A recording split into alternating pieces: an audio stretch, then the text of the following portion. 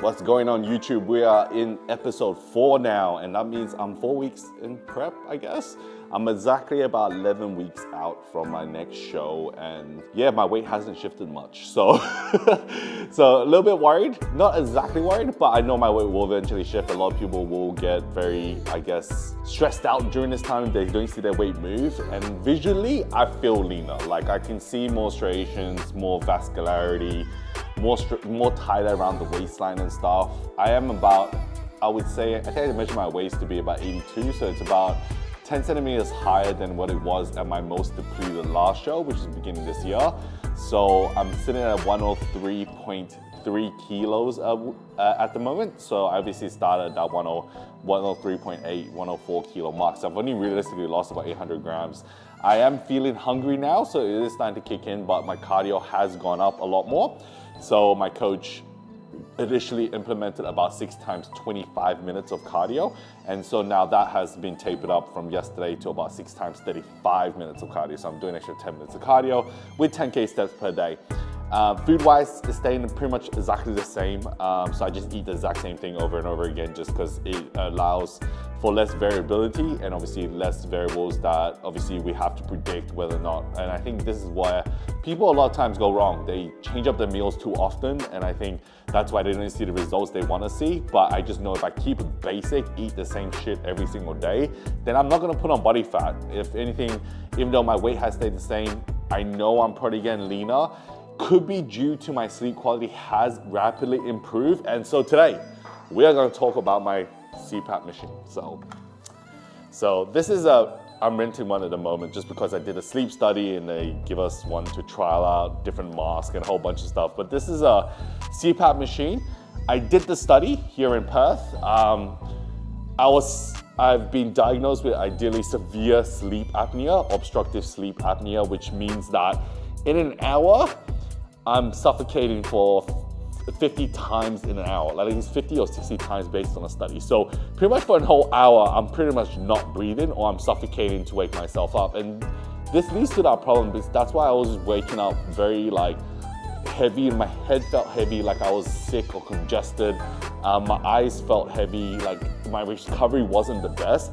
But I didn't know this. Obviously, like Nicole obviously mentioned that, you know, my snoring got really loud, and obviously when I'm suffocating, the snoring isn't the problem. It's more so like when I stop breathing and also I'm like, oh, like trying to choke out and trying to get oxygen in. And this is actually very bad because my sleep doctor pretty much said that every time that I'm trying to breathe, my brain wakes up, and this is activity. So you're not really in REM sleep a lot. And so knowing this, it got really bad during the last prep where I literally only slept like 5 hours or 4 hours. Like it's literally like 8, 9 p.m. to at least 1, 2 a.m. It was like super bad. And plus having sleep apnea means that I wasn't sleeping at all. And that could have countered the fact how my physique looked. And obviously I lost size, lost muscle, couldn't keep and retain all of that muscle as well. And so this time around, I have finally solved the problem.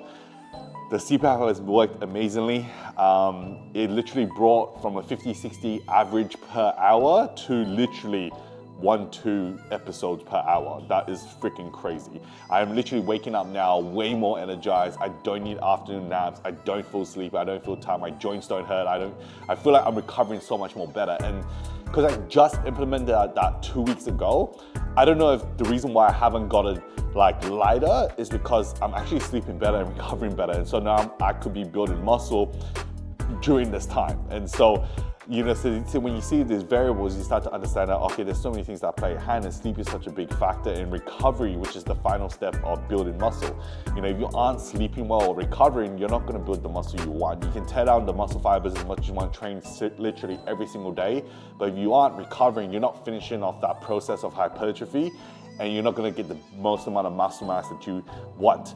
Obviously, I was able to put on a shit ton of muscle mass, even with sleep apnea, so now I know that I am sleeping better. It's just gonna improve my overall body composition. So I know that I can't let weight play in my mind. As long as my visuals start to get leaner, I feel like I'm getting leaner.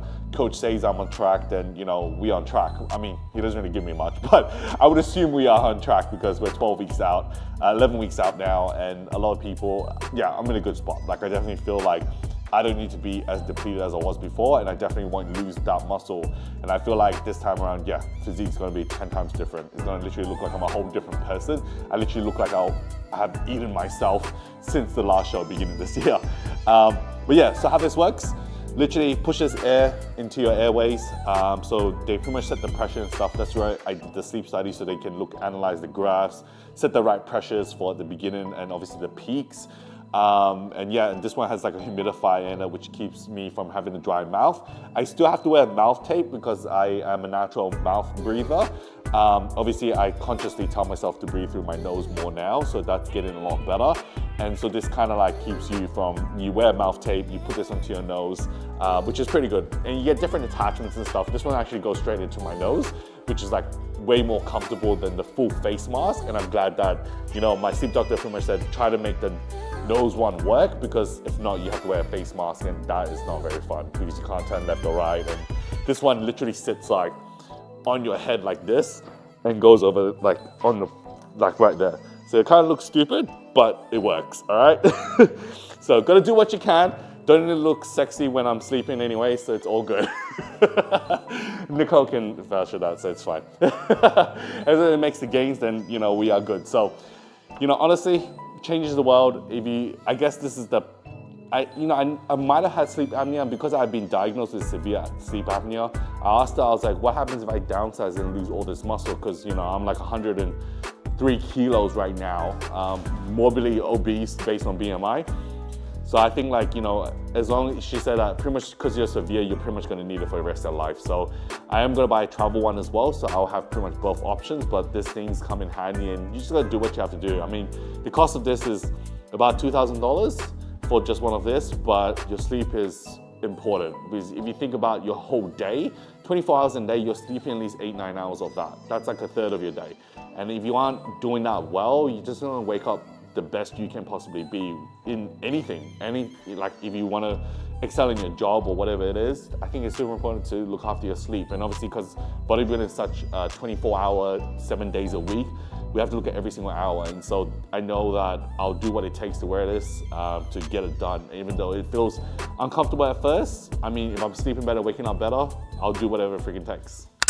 So now we're gonna talk about my supplement protocol to look after my health and obviously maximize my bodybuilding gains, recovery, and just overall health and well-being. Because when we're dieting, we're not gonna get all our micronutrients from food. And I think, you know, supplementing is gonna be a big factor in making me a healthy bodybuilder up to an extent, even though it's, you know, bodybuilding is unhealthy, as we all know. And getting to low body fat is just very extreme.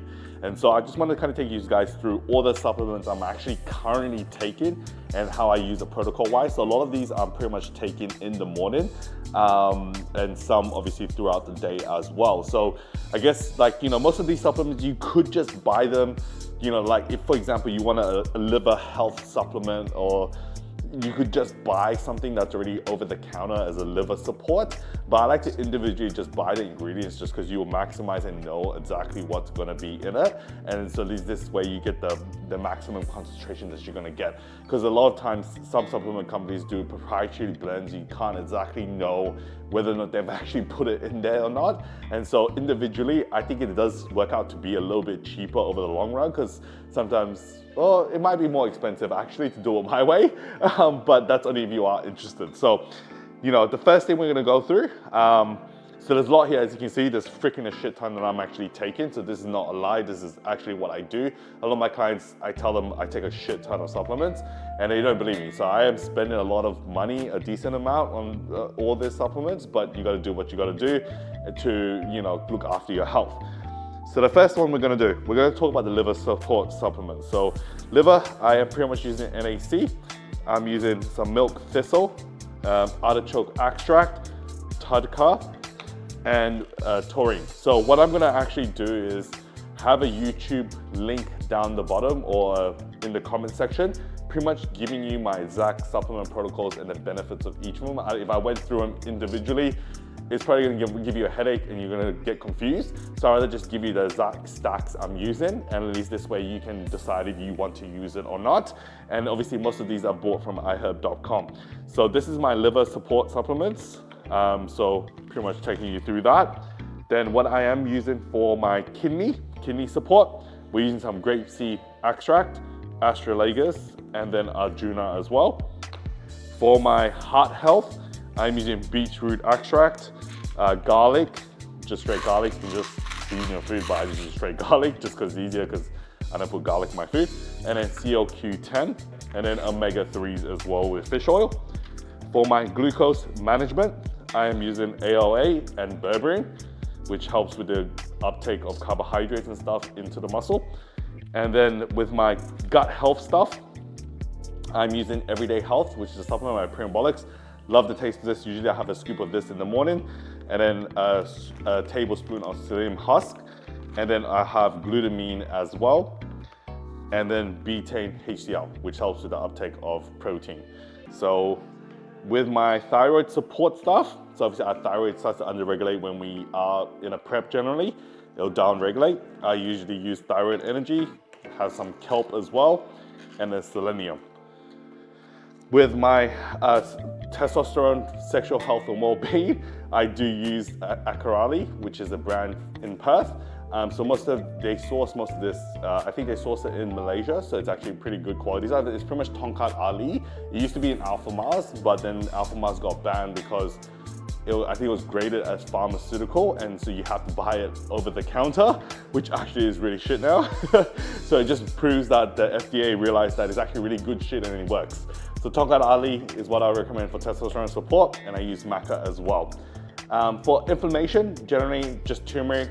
Once again, a lot of people use turmeric. It's just good. There are a lot of benefits using turmeric, so I just have the capsules for that as well. Once again, we don't season all our food with turmeric. And then calcium just for bones as well. I also make sure to have some vitamin B complex. This one just is complex, just has all the vitamin Bs, obviously essentials, something that we don't really get from food all the time. So I want to make sure that I have that as well. And then I have creatine, at least just 5 grams a day. I don't really, some people like to saturate the levels quickly, use 15, 20 grams for the first 5 days and then use 5 grams. Honestly, I think what's most important is that you just take it consistently. A lot of times people just forget throughout the day, so whatever your routine is, just take it that once and then that's it, and just keep that consistent and your body just stays saturated. So it doesn't really matter when you take it. So I just take that in the morning with my greens and stuff, and I pretty much supplement with all of this in one go. For my nighttime routine, I have Everyday Sleep. Tastes amazing. I was using Night Ops before, which also tastes pretty good. So Night Ops, Everyday Sleep. And then I use also a bit of melatonin and a magnesium as well. So these are very good to help recovery, help with sleep, and then zinc as well. But once again, Everyday Sleep has most of this supplements. I just like to dose extra just because I'm extreme. And then with intra workout, I'll pretty much have the Intra War, which is the best tasting to my, well, I think it's the best tasting.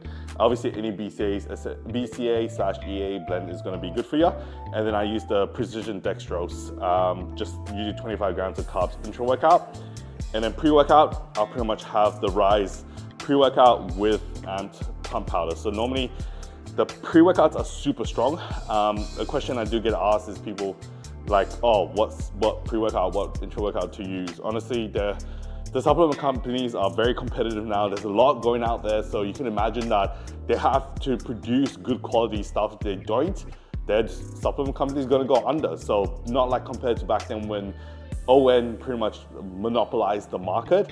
And now there's so much competitors that I'm like, literally most of them are generally gonna be good. So whatever is in your price range, I would say caffeine, just whatever caffeine amount you normally have, you just don't wanna overstimulate that it's gonna affect your sleep quality. As long as it doesn't affect your sleep quality, take as much pre-workout as you want. Obviously, I think the evidence-based research is about 300 micrograms, 350 is generally a good optimal range. But I personally just only use half to 2/3 of a scoop depending on how I was feeling, and usually a full scoop of pump powder just to kind of start that extra pump. And then protein powder wise, I like the I think it's Chris Bumstead, yeah, it's pretty much Chris Bumstead's protein. So normally just that as well. Obviously I need something less carbs and less fat. I'll just get like a Real One WPI, which is the red top. But yeah, so that is pretty much my supplement stack at the moment. It is a lot to kind of take in. So I'll make sure to put the links down below if you are interested in finding out more what each supplement does. I'll also make sure to put the pricing of all of it, because yeah, pricing it all together. I usually just buy a whole bunch at once. It may cost, I think, if you include all of these supplements, yeah, probably like $600, but it will last more than a month, because some of these are like 90 tabs or 60 tabs, which will last you 2 to 3 months. So breaking it down would be pretty hard to tell you how much I spend on supplements monthly, and I'll say it's probably like you know, over 2 to 3 months. Like, you know, some of these will go longer than that. So yeah, hopefully that kind of breaks it down. If you are interested, make sure to download the free little, it will be probably an ebook or a link or something, or Google Sheet that will literally have all of this for you in each ones I use.